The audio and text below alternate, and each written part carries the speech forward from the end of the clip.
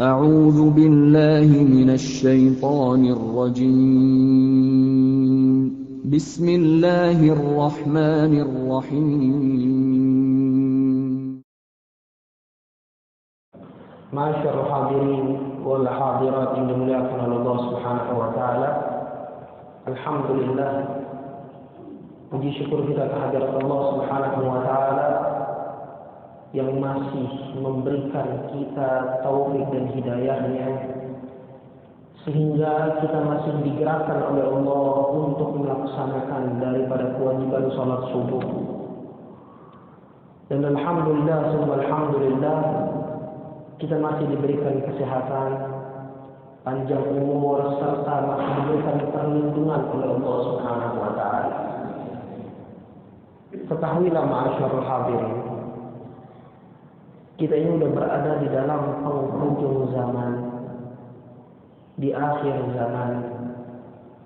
Bahkan dari zaman Nabi Muhammad SAW,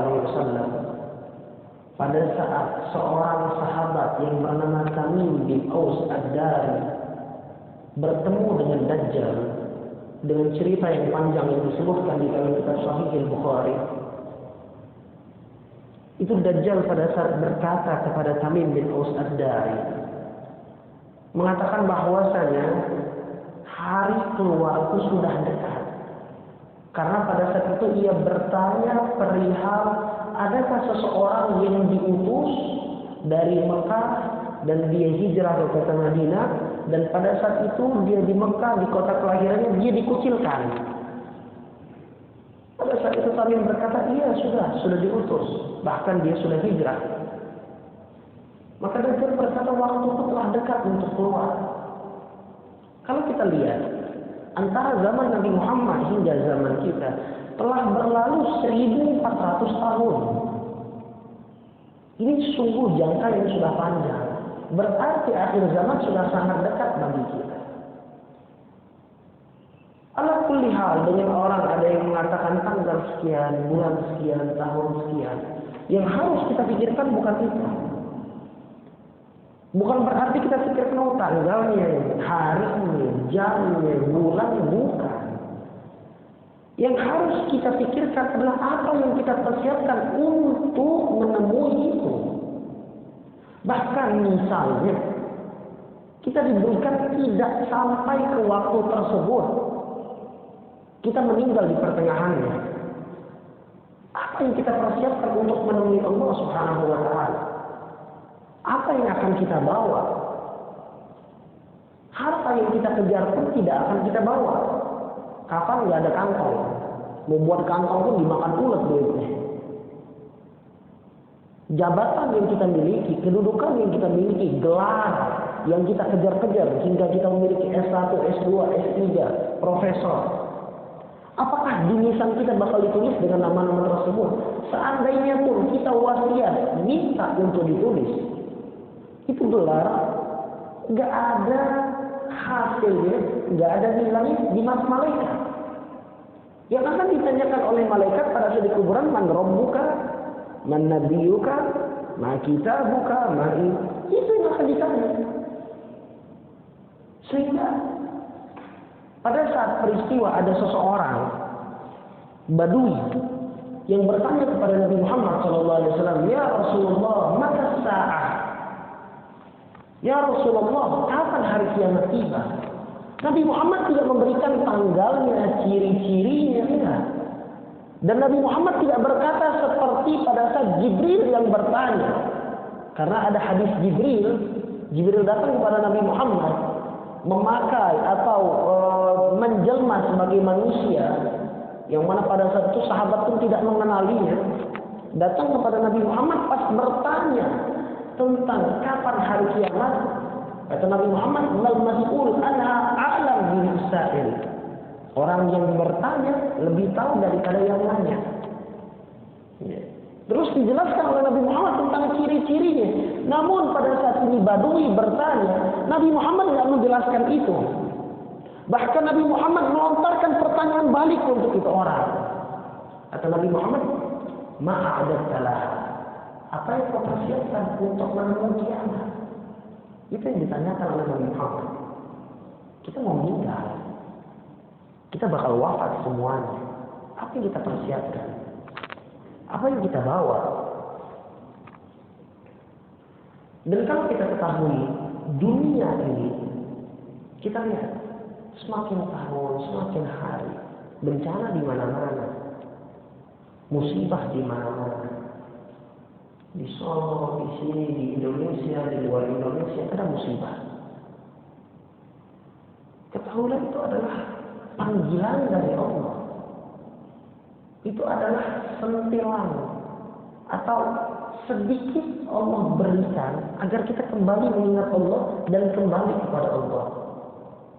Ketahuilah bahwa musibah yang Allah berikan itu bukan azab, bukan siksa buat kita, tapi Allah ingin memanggil kita kembali. Karena ulama membagikan bahwa yang namanya musibah, penyakit, walhasil apapun itu bencana, itu jangan langsung dikategorikan, oh ini adalah azab dari Allah Subhanahu wa Ta'ala, ini siksa buat yang maksiat. Kenapa kita tidak pernah berpikir, oh ini buat kita karena kita kurang atau lalai di dalam ibadah? Kenapa setiap kali ada musibah, ada bencana, malah kita mengaitkan orang lain, memvonis orang lain, seakan-akan bencana tersebut untuk fulan bin fulan, untuk si ini, untuk si itu. Alangkah beraninya kita sehingga memvonis orang tersebut, padahal Allah pun tidak mengatakan ini musibah untuk itu orang. Kata Allah Subhanahu wa Ta'ala, ini musibah bukan untuk itu, tapi la'allahum yarji'un, agar kembali. Itu sahabat di zaman Nabi Muhammad SAW, tatkala ada ayat yang turun, ada peringatan dari Allah yang turun melalui Nabi Muhammad, itu sahabat bukan menunjuk orang lain. Oh ini gara-gara fulan, oh ini untuk fulan, ini untuk fulan, enggak. Namun yang dilakukan sahabat, mereka merasa, oh ini adalah karena saya, oh ini sebab saya, oh ini untuk saya ini ayat. Sehingga mereka bertambah tobat, bertambah takut kepada Allah. Namun miris di zaman sekarang, kita tidak pernah memikirkan diri kita sendiri. Kita ngerasa kita ini paling baik orang, ibadah kita paling bagus. Padahal Al-Habib Muhammad Al-Haddad mengatakan, orang yang merasa ibadahnya paling bagus dan dia ngerasa orang lain itu orang yang biasa, itu bukan orang baik. Beliau mengatakan fahuwa syarruhum. Kalau kita ketahui itu orang adalah sejelek-jelek yang hadir di tempat itu. Jadi sahabat nggak ada memiliki sifat seperti itu, masyaallah hadirin. Bahkan pada saat turun ayat dari Allah Subhanahu wa Ta'ala, perintah agar kita tidak mengangkat suara melebihi suaranya Nabi Muhammad. La tarfa'u aswatakum fawqa sautin Nabi, di dalam Al-Quran. Jangan mengangkat suara di atas suaranya Nabi. Ada seorang sahabat, emang suaranya ini besar, suaranya gede. Kalau kita bilang volume besarnya kita itu kecilnya dia. Emang ada di antara kita kan terkadang kita suruh kecil, suaranya udah gede, udah gede dari sononya. Kita ngomong di sini, dia teriak. Padahal bukan teriak, itu emang kecilnya dia. Ada seorang sahabat yang emang kayak gitu, emang dari sononya kayak gitu.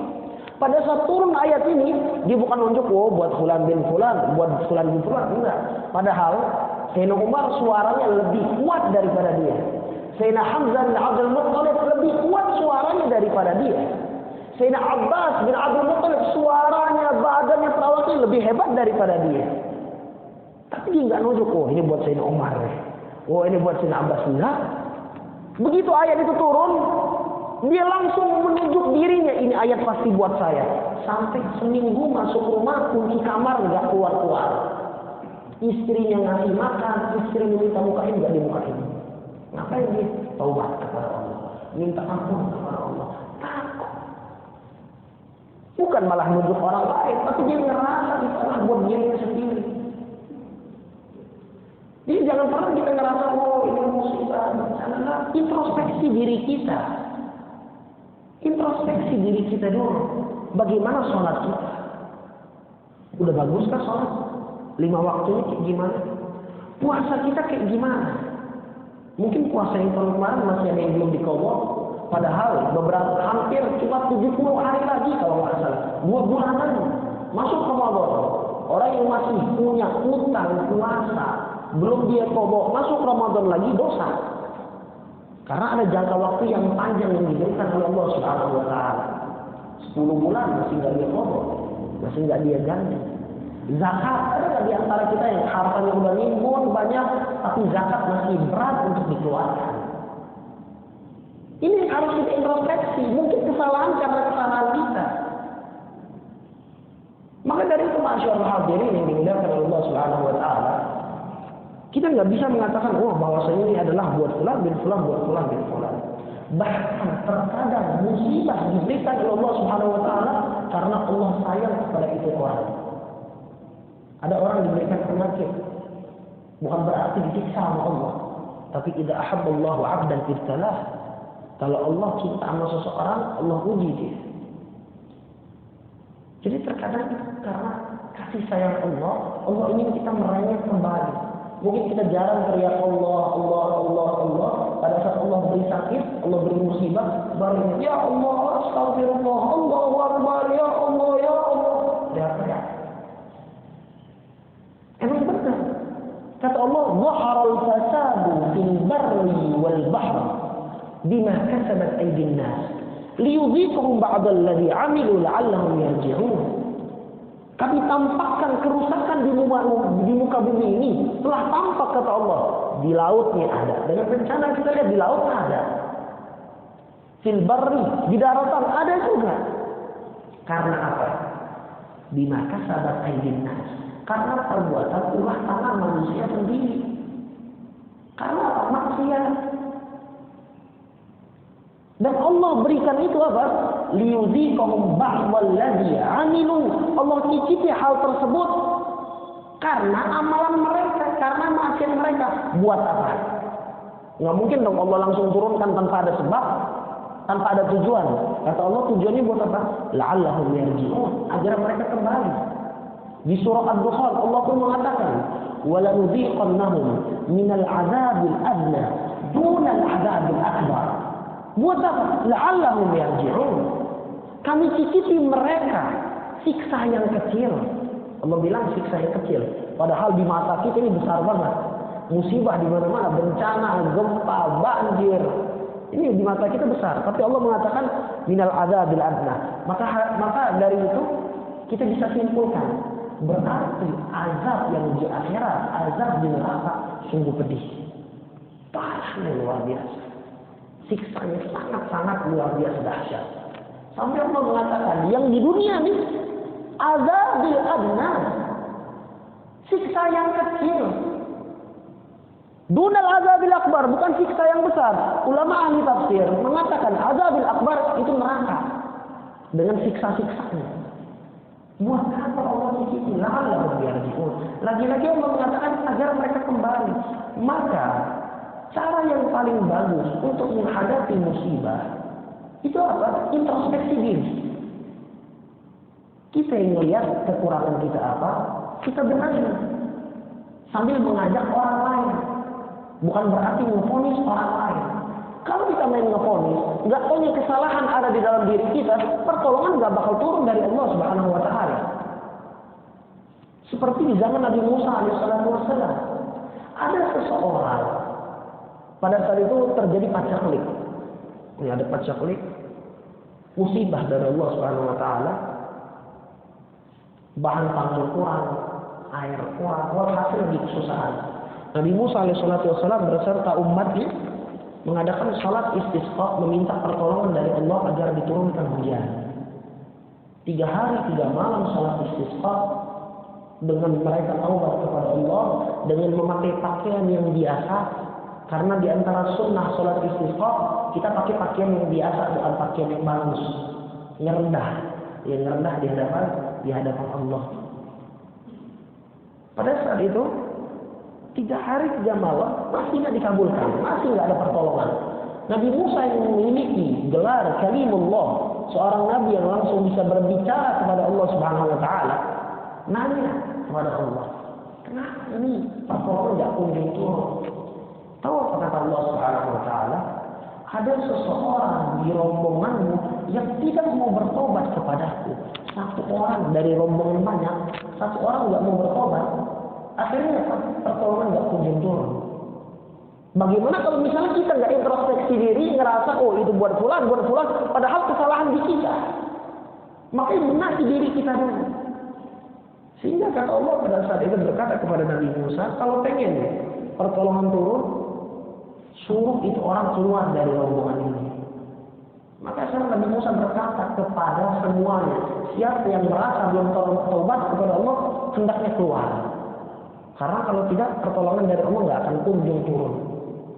Ini orang, kita lihat, ini orang pun, mungkin wallahu a'lam, mungkin dia lupa, atau mungkin dia lalai. Tapi pada saat Nabi Musa berkata seperti itu, dia nggak nunjuk orang lain. Mungkin kalau kita, ente tahu. Bahkan dia nunjuk diri, ini pasti saya nih. Dan dia bergumam di dalam hatinya, ya Allah, kalau aku keluar dari rombongan ini orang bakal nyaci maki aku. Wah, lu biang kerok ini, gara-gara ente. Tapi kalau aku masih di sini, tidak bakal mati dalam kesusahan, kelaparan, dan pacaklik musibah ini. Tidak ada jalan lain kecuali aku bertobat kepadamu, ya Allah. Dalam hati, dalam hati. Apa yang terjadi? Diterima Allah tiba-tiba langsung turun.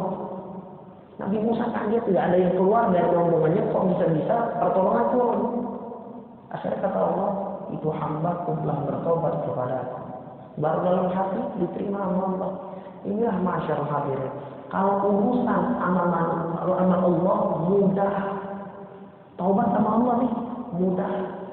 Punya kesalahan sama Allah mudah. Bukan berarti mudah, tambah lagi. Enggak, maksudnya minta maaf nih mudah. Cukup kita taubatan nasuha.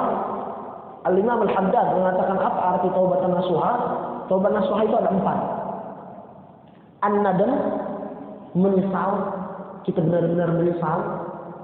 Terus yang kedua, al-iqla'. Apa itu iqla'? Kita beranjak. Maksud beranjak di sini, kalau misalnya kita berada di lingkungan yang penuh dengan maksiat, kita beranjak dari tempat tersebut. Kalau perlu pindah. Kalau memang lingkungannya mendukung untuk maksiat. Iqla'. Yang ketiga, al-azam an la ya'ud. Kita tekad nggak bakal balik lagi kepada itu maksiat. Dan yang keempat, ini kalau buat Allah cuma 3. Kalau kepada Allah Subhanahu wa taala cuma 3. Namun kalau kepada manusia ada tambahan. Ada yang keempat. Ada yang keempat. Apa itu? Wa raddul mazalimi ila ahliha. Mengembalikan kezaliman kepada orangnya.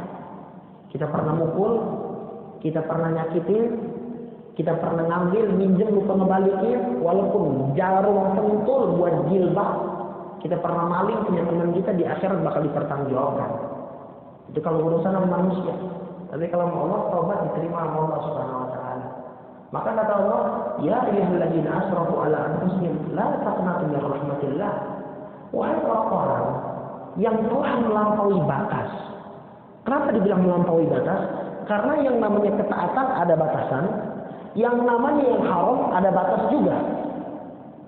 Ada lampu merah yang nggak boleh kita langgar. Kata Allah, wahai orang-orang yang telah melampaui batas, artinya melanggar, la taqnatu min rahmatillah. Jangan putus asa dari rahmat Allah. Innallaha yaghfiru dzunuba jami'an. Allah mengampunkan segala dosa, kata Allah Subhanahu wa taala. Innallaha ghafurur rahim. Allah mengampunkan dosa. Tapi yang Allah minta apa? Wa anibu ila rabbikum.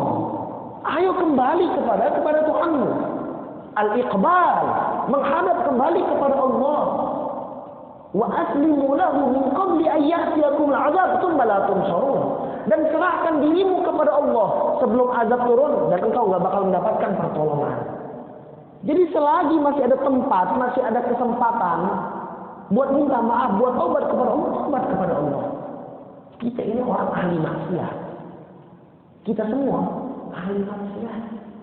Berbohong sering, ngatain orang sering, riba sering, nge-share sesuatu yang tidak bermanfaat di grup, ngebacanya, ngeribain orang di grup WhatsApp. Sering banget kita lakukan seperti itu. Ngomongin orang, ya. Banyak yang kita lakukan. Ahli maksiat. Ya, kita ini ahli maksiat. Orang seperti Nabi Muhammad SAW, suci, maksum, tidak memiliki dosa, dapat janji dari Allah Subhanahu wa taala masuk surga. Inna fatahna laka fathan mubina liyaghfira laka Allahu ma taqaddama min dzambika wa ma ta'akhkhar. Dosa yang lalu yang akan datang diampunkan oleh Allah. Tapi pada saat Nabi Muhammad duduk di suatu majlis, itu sahabat melihat mulut Nabi Muhammad qomat amin.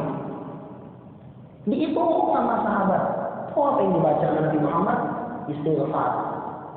Astagfirullah, astagfirullah, astagfirullah, astagfirullah. Itu dulu Nabi Muhammad 100 kali.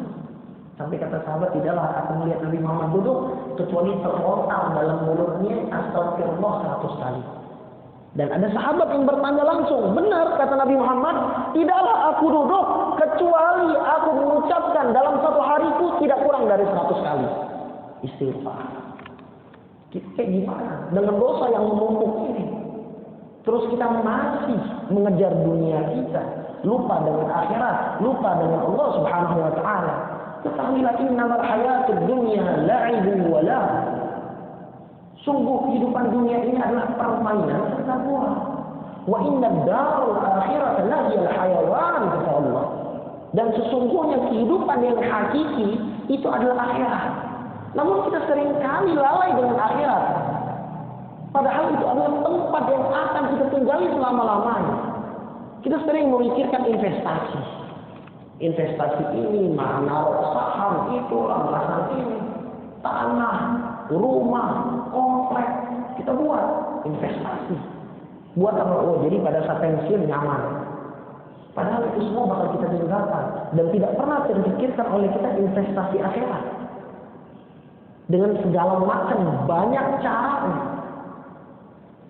Maka dari itu masyarakat hadirin yang dimuliakan Allah Subhanahu wa taala, marilah kita kembali kepada Allah Subhanahu wa taala agar yang namanya pertolongan kita turun dari Allah. Agar kita ini mendapatkan naungan perlindungan dari Allah. Kita pengen musibah ini segala musibah diangkat sama Allah. Kita pengen ibadah dengan tentram lagi. Corona udah tidak ada lagi. Penyakit nggak ada lagi. Itu tentram kayak dulu. Salaman nggak ketakutan. Ya, salaman nggak ketakutan. Pengen seperti itu lagi. Namun kepada ya sekarang ada penyakit corona dikatakan. Lagi gara-gara apa? Karena manusia kita. Jalannya kembali kepada Allah, introspeksi diri. Dan masalah dunia. Emang dunia ini tempat ujian. Jangan kita kira, waduh capek banget dunia kayak gini. Udah 2 tahun, emang dunia tempat ujian. Kita ini sedang disortir bahasa. Ya, sedang difilter, sedang disaring oleh Allah Subhanahu wa taala. Buat apa? Pengen dilihat yang bagus ini diantara kita siapa sih? Kata Allah Subhanahu wa taala, "Inna ja'alna 'alal ardi zinatan laha linabluwahum ayyuhum ahsanu amala." Kami jadikan di muka bumi ini zina. Maksud zina di dalam bahasa Arabnya apa? Perhiasan. Melihat enak, bagus, indah. Jadi cinta sama dunia, pengen ngejar dunia. Buat apa? Linabluwahum. Untuk kami uji, kata Allah. Orang kalau sekolah ada ujian biar apa? Biar bisa dilihat. Ini yang pinter, yang pantas naik kelas, yang tidak pantas ketahuan. Nah, kita lagi difilter sama Allah. Makanya ujian banyak bertubi-tubi, bukan hanya kita. Kita ini manusia berdosa, wajar kalau dapat ujian. Wajar banget. Seorang seperti Nabi Muhammad ujiannya luar biasa. Sampai ada tabi'in mengatakan, "Idza asabaka bi musibatin fadhkur asabaka bi musibatin Nabi Muhammad." Kalau kalian ditimpa musibah, jangan putus asa dulu. Jangan sedih dulu. Jangan ngerasa itu paling orang sedih, paling orang sial. Bukan. Sampai kata tabi'in, kalau engkau dapat musibah, ingatlah musibahmu bandingkan dengan musibah Nabi Muhammad. Musibahmu gak ada apa-apanya. Itu Nabi Muhammad SAW.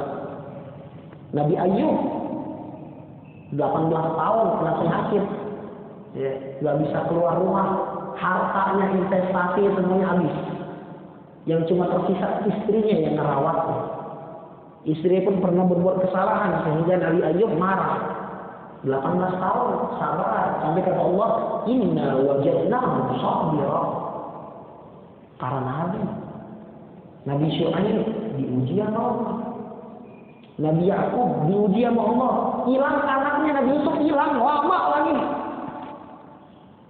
Semua mendapatkan ujian. Emang linabluwahum. Emang buat ujian. Emang tempatnya capek dunia ini. Makanya dibilang dunia darul ta'ab wal akhirah darul raha. Dunia itu tempatnya capek. Ibadah, sholat, bangun malam, sedekah, puasa, sholat 5 waktu, sholat sunnah. Emang tempatnya capek. Akhirat tempatnya nyantai. Dan juga Allah mengatakan ad-dunya darul amal wal akhirah darul jaza. Darul jaza. Dunia tempatnya beramal dan akhirat itu tempatnya jaza, pembalasan, pengganjaran. Jadi kalau memang capek di dunia, ujian wajar. Maka dari itu masyaallah hadirin yang dimuliakan oleh Allah, marilah sedikit demi sedikit. Kita ini bukan salafun saleh. Kita ini bukan orang-orang hebat. Kita bukan seperti para ulama, ya, seperti para tabi'in yang mereka meninggalkan dunia sama sekali ditinggalkan. Dijauhin sama sekali dunia. Mereka ibadah saja kepada Allah. Kita nggak bisa. Ya, kita jauh dari mereka. Paling enggak sedikit demi sedikit, jangan taruh dunia di dalam hati sehingga kita semangat buat ibadah. Nabi Muhammad SAW pernah ditawarkan oleh malaikat Jibril karena Allah Subhanahu Wa Taala nggak rela melihat Nabi Muhammad lapar. Jibril turun diperintahkan oleh Allah Subhanahu Wa Taala untuk apa? Untuk menjadikan gunung yang dekat dengan Nabi Muhammad SAW dijadikan emas. Apa kata Nabi Muhammad SAW? Ditolak. Kalau itu bismillah nggak apa. Mungkin kita dengan ember nggak apa-apa kan bisa sedekah. Padahal dia out semua dihabisin. Kata Nabi Muhammad, dunia darman darah. Dunia ini rumah bagi orang yang nggak punya rumah. Maksudnya apa? Rumahnya orang mukmin akhirat. Ya. Wa malun la malalah, dan harta bagi orang yang tidak memiliki harta. Karena harta kita adalah amal. Faman ya'mal mithqala dzarratin khairan yarah, amalan. Wa qad yajma'uha man la 'aqla lah, kata Nabi Muhammad. Dan orang yang memiliki ambisi kuat dengan dunia sehingga lupa dengan akhirat, itu orang yang tidak memiliki akal. Kenapa? Dia tahu akhirat kekal, dunia ini fana, sebentar bakal hancur. Kullu syai'in halikun illa wajha. Semua akan hancur. Kullu man 'alaiha fan wa yabqa wajhu rabbika dzul jalali wal ikram. Tapi masih dia kejar itu dunia. Wa qad yajma'uha man la 'aqla lah. Dalam riwayat lain jawaban Nabi Muhammad apa? Biarin, kata Nabi Muhammad, aku pengen sehari lapar biar aku bisa sabar. Dan seharinya lagi kenyang biar aku bisa bersyukur sama Allah. Kita kalau lagi lapar banget, ada makanan kita makan, nikmat banget, ya Allah, alhamdulillah. Tapi kalau lagi kenyang, makanan itu biasa aja. Kadang kita mubazir, kadang kita nggak terlalu hirau, lupa baca doa. Tapi kalau lagi ada makanan pas lapar, nikmat banget. Itu yang dimiliki oleh Nabi Muhammad SAW. Yang terlalu amat dunia. Dan ini pun yang diikuti oleh para sahabat, sehingga mereka dengan akhirat yang luar biasa, bangun malamnya luar biasa, sedekahnya luar biasa, sampai mereka memiliki sifat ghibthah, nggak mau kalah sama yang lain. Sahabatnya taubat, dia harus lebih hebat taubatnya. Sahabatnya sedekah, dia harus lebih hebat lagi. Saling berlomba-lomba di dalam kebaikan. Maka dari itu masyaallah hadirin yang dimuliakan Allah Subhanahu Wa Taala, dengan kajian singkat ini, marilah kita bersama-sama untuk kembali lagi kepada Allah. Marilah introspeksi diri kita masing-masing, ajak keluarga kita beristighfar bersama, minta ampun kepada Allah. Ketahuilah bahwa istighfarlah yang menjadi tameng buat kita dari segala bencana, dari segala musibah. In tattaqullah la yadurrukum kaiduhum syai'a. Kalau kalian bertakwa kepada Allah Subhanahu wa taala, "In tasbiru wa tattaqu la yadurrukum kaiduhum syai'an." Kalau kalian sabar, bertakwa kepada Allah, tidak bakal kena yang namanya bahaya sama sekali, kata Allah Subhanahu wa taala. Insyaallah dengan pertemuan yang singkat ini kita masih diberikan perlindungan oleh Allah, dan kita berharap agar corona, penyakit, musibah, bencana alam khususnya di bumi Indonesia ini diangkat oleh Allah Subhanahu wa taala. Dan insyaallah keluarga kita, sanak family, tetangga, khususnya daerah komplek daerah sini, kecamatan sini dijaga, dilindungi oleh Allah Subhanahu wa taala, dan semoga salat subuh kita tadi yang berjamaah diterima oleh Allah. Amin ya rabbal alamin.